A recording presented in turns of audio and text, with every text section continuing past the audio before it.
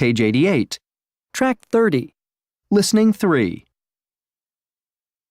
1. In my town, public transportation was never very good. You had to drive everywhere, so there was always traffic. The government wanted to make public transportation easier than driving cars. They bought some nice new buses, for example, and they added air conditioning to the ones we already had.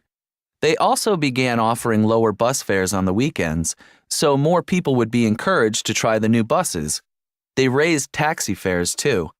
I guess they figured that if taxis cost more, people might think about using buses more often.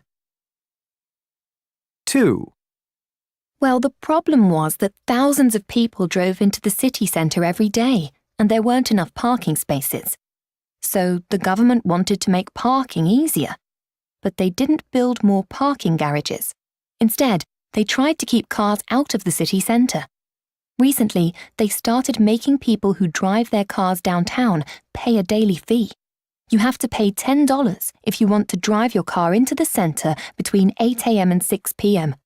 At the same time, they have raised the parking lot rates, so people think twice before they drive their car into the city. 3. Traffic was a real problem around here. It moved so slowly. Last year, the government turned a bunch of streets downtown into one-way streets. This helped the traffic move more quickly. Special lanes on roads just for buses were built at the same time. If you're caught driving your car in a bus lane, you have to pay a fine, and it's a really high fine.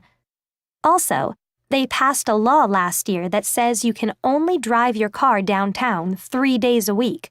You have to display a special pass in your car that says which days you're allowed to drive downtown.